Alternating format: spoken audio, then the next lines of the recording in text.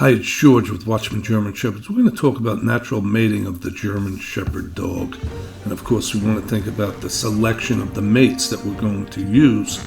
And when we do that, we want to make sure that the mates are suitable to be bred together. And that falls really into two different considerations. Number one is that the dogs are both purebred. We want purebred, proven from a stock that is registered and that you know the parentage of both of the dogs. And so that's what we're talking about when we talk about a purebred dog versus a dog that is a mixed breed dog. And so we want to talk about purebred, number one. Number two, we want to talk about well-bred.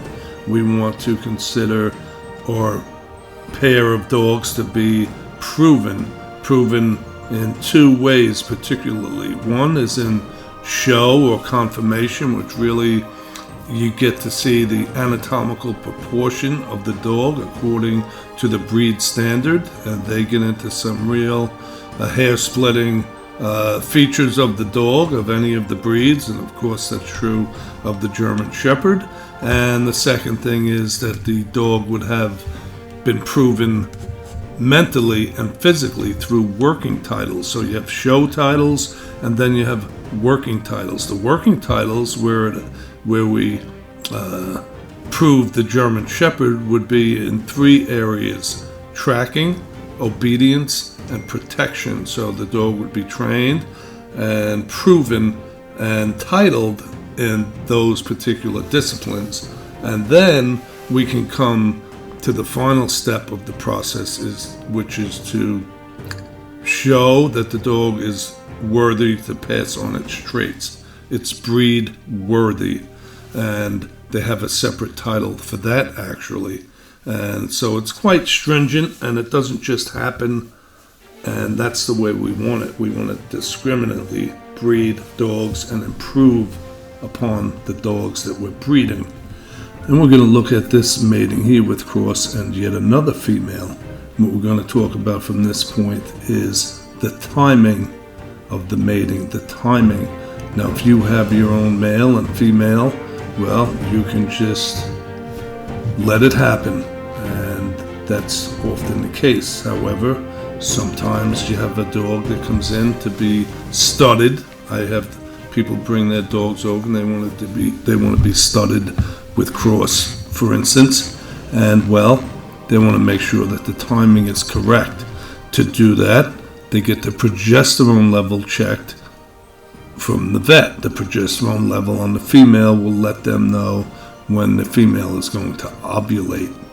Then, lastly, is the method of breeding, And so there is the assisted method and the natural method. We are dealing with the natural method in this video, where I just let the dogs do their thing there. I don't restrain either of the dogs. However, some people do. They assist. They will restrain the female at least and keep her from maybe nipping back at the male and possibly causing some harm and damage. And so when you have an experienced male as cross is, you can pretty much just let a natural mating take place. So it's something that breeders have to take into consideration, that they have to deal with. You can see even in this little portion of the video where it can get a little rough there, but the female does settle in, and she does go along to get along there, I guess you would say, but nonetheless, I think you get the idea. So we spoke about the selection. The mates have to be suitable, they have to be purebred, they have to be well-bred, the timing, and then the method of breeding. And that covers very much of anything that you may come across with having to breed your dog. And if you want to talk about some of the finer things there, things you may need, for instance, if you do have an assisted mating where the female would be muzzled so she doesn't snap back at the male, well, you put a muzzle on the female then.